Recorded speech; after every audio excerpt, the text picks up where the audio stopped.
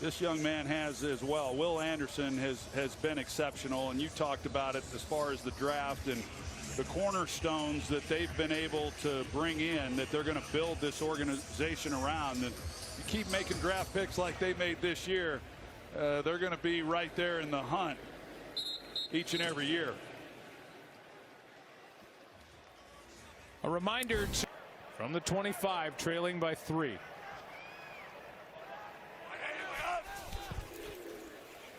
They hand to Taylor. Taylor gets a yard. Well, I know what Jonathan Taylor has done here tonight, and his night is certainly far from over. He's got 20 carries already in this ball game. The most he's had this year is 23 touches back week 10 versus New England. But it just feels like if they're going to do what they want to do offensively, that Michael Pittman's going to have a bigger role than what he's had up to this point. Minshew finds Mo Alley-Cox, and he gets a first down. The eyes of Gardner Minshew. He was looking downfield deep, and he came off to number 81 and gets a first down. Yeah, that's what I was talking about earlier in the ball game as far as taking a shot to Alec Pierce. This is where they called this trying to get the ball to him. He's really good getting down the field, and I would give him that chance against Kareem Jackson. One-on-one on a safety. You know, Alec Pierce, he makes a lot of those plays, but Minshew didn't like it. He comes back to Mo Alley-Cox, and he picks up the first down, so nothing wrong with that either. Taylor gets nothing, and he's thrown to the ground by Khalil Davis. With over 2 to go in quarter number 3, a loss of 4 on that play by 94. Boy, Khalil Davis, he does an excellent job. It's Ryan Kelly, the center, that he beats right in the gap. In the last 4 runs for Jonathan Taylor, it really ever since the injury there to Jerry Hughes, they've just not been able to get that running game back going again.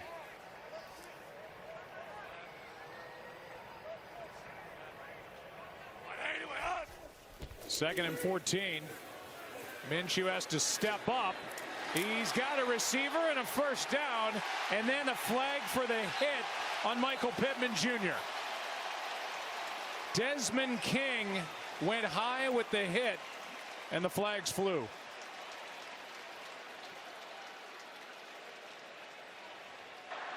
Personal foul. Defense number 25.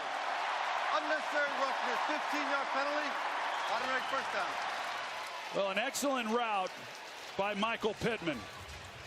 Zone coverage, and he's going to start like he's going to go inside. And then when he comes out of it, you see all the space that he's able to create, and there's the hit. And that was an easy call. Desmond King comes in, helmet to helmet, clearly. That's a big hit. It's good that Pittman was able to get up from that. That's his first catch since the opening minutes of the game, and how Pittman hung on after that high hit. Impressive. Missed a game due to concussion and a high hit. Able to withstand that. Here he is again.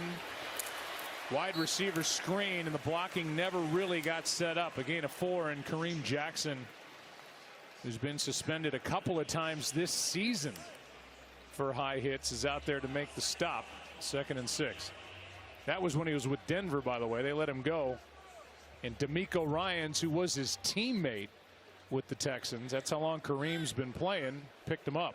Yeah, he got that playing time last week, 19 snaps against Tennessee, and we knew we'd see him a little bit more here in this game tonight.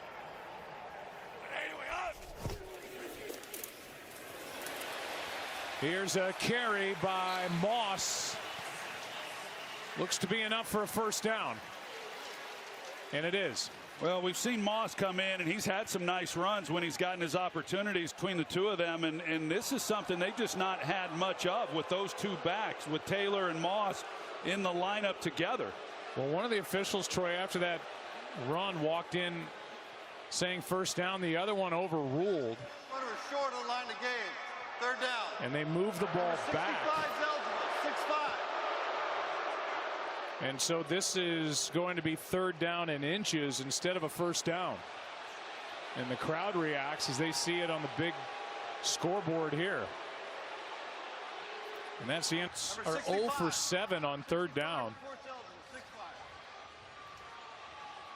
And yet no challenge flag yet from Shane Steichen. Here it comes. Yeah. And here it is.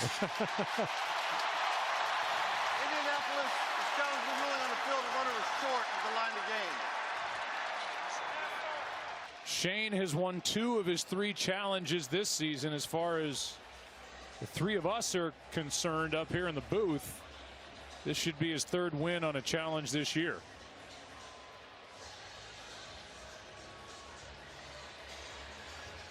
John Perry, I didn't mean to shortchange you the whole Indiana thing. I know Derek Mobley is from Indiana, but yeah, but let's boil her up, baby. Just north of here, we'll give a shout out to Michigan City, great state of Indiana. I was really disappointed that you shut me out there earlier. About that. Here, as we look at it, I guess the only question would be, was the knee down prior to Zach Moss being down? The answer is no. And so it looks like he comes down with enough for the first down. You know, that looks like it'll be a first down. And since we're killing a little bit of time, I did hear from Brett Favre. You know, he went into coaching after he retired. He coached high school ball. And the team won the state championship his 2nd year. They went 12-1. And their only loss was to Gardner Minshew that season. And he was a high school quarterback and said he couldn't miss. So, hey, don't undersell Gardner Minshew. He's played in some big games. Yeah, I mean, he's gritty. He knows how to get it done. And here's a call. After reviewing the play, the runner made the first down. You have to go back and finish the 3rd quarter. Please reset the game clock to 45 seconds and the play clock at 40. No time. Well, a couple of things. We're going to replay the end of the 3rd quarter. But more importantly, Jonathan Taylor is going to go in and get looked at for whatever is going on. Welcome inside the booth. And what a game. I mean, this is winning in. And these 2 teams, Stroud and Minshew, Texans, Colts, they have not disappointed tonight. No, they haven't. And it's been a pretty clean game overall as well. And you always wonder about that with quarterbacks that, you know, haven't played in games quite like this with the playoff berth on the line. But no, I said it coming into this game, Joe. It's just one of these games, the job that these head coaches have done with these teams coming in, and however this thing shakes out, the loser of this game, you just hate to see it happen because you want them both to win and move on. But that's not the way it works. And we said it coming on that this may be a little earlier than these 2 teams anticipated being in the mix for the postseason. But that's just how good of a job their head coaches have done.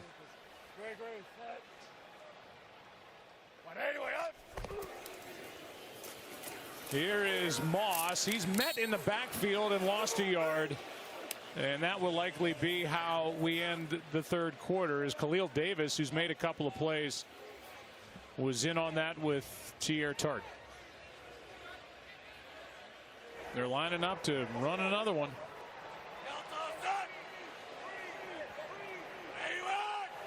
They were trying to get a free 5, and the Texans, Dunansky and now Joe Flacco have had 11-5. They play at Cincinnati. And we've talked about Pittsburgh. They did their part. They won their game earlier. But they need what he's been able to do and to put that team in the position that they're in. Good for him. Here is Moss. Can't get to the 20. And so 3rd down coming up. And Christian Harris, who we said his name a lot early, is in there to make the tackle.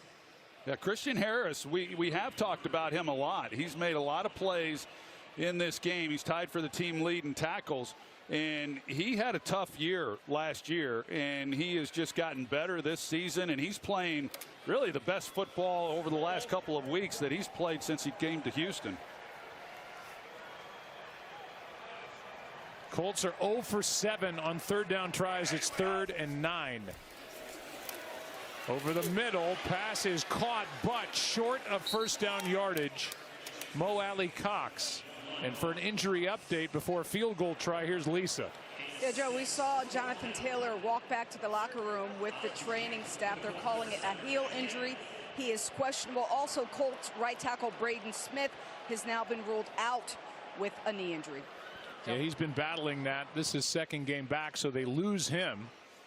And this will be a 35-yard try for Matt Gay, coming off the miss from 57 as he tries to tie it.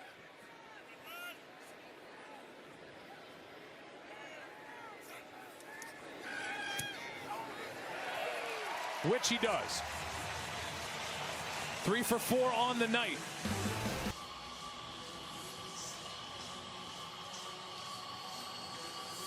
Matt Gay kicks it away. Damian Pierce, who had a 98-yard return for a touchdown against Cleveland 2 weeks ago, will give it a shot.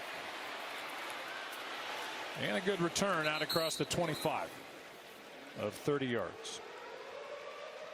Outside, and whenever they do, they've had a lot of experience doing it, but they always do it right. Stroud able to complete, and the catch made by the fullback Andrew Beck, who has a touchdown tonight for 8.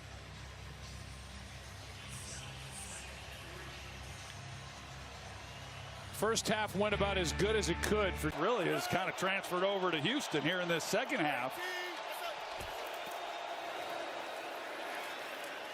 Handoff and a first down carry by Singletary. I do think this, when you watch this, and I go back to, you know, creating big plays and can you get them, because that's the key to being able to score. It's just hard to methodically drive the ball down the field. That really both these teams, that the way that they play on the outside, we've seen them try. You can double move these outside corners and take a shot. Now Gus Bradley, they play a lot of zone. They play a lot of single high safety. He has been mixing in a little bit more coverage to try to help out these corners. And of course, now with Juju Brents out of the lineup. Blitz coming off the edge, and down goes Stroud. Ronnie Harrison Jr., the safety. And Stroud saw him too late. Well, he sees it late, and Ronnie Harrison times this up really well. He's taken over at the safety position, and with Stroud having his back to him, he feels it there, but he had no chance. So when he comes out, he didn't anticipate it prior to the snap of the ball, to where you at least check it before you come out from center. But Ronnie Harrison comes up with a big play. What a time for his first sack of the year. Free agent addition for this season, playing a lot of weak side linebacker back at safety. Underneath it, Schultz broke one tackle on 2nd and 20 and makes this a 3rd and manageable. Oh, it's the missed tackle. That's Baker, who came in for Juju Brents, and that's 10 more yards. That makes this that call sheet got a whole lot bigger with this miss tackle here by Darrell Baker. Texans hurry it up, 3rd down and 3. Stroud, good catch. First down, Houston. It's Schultz. Yeah, really nice catch by Dalton Schultz. It should have been a lot easier than what it was, but he's able to adjust to it. That's a good job. You talked about what he was able to do in Dallas. He was one of Dak Prescott's favorite receivers. Now that's Jake Ferguson, who's had a heck of a year, but I know that C.J. Stroud, when you're a young quarterback, those tight ends, those guys that work the middle of the field, they become security blankets. Singletary bouncing.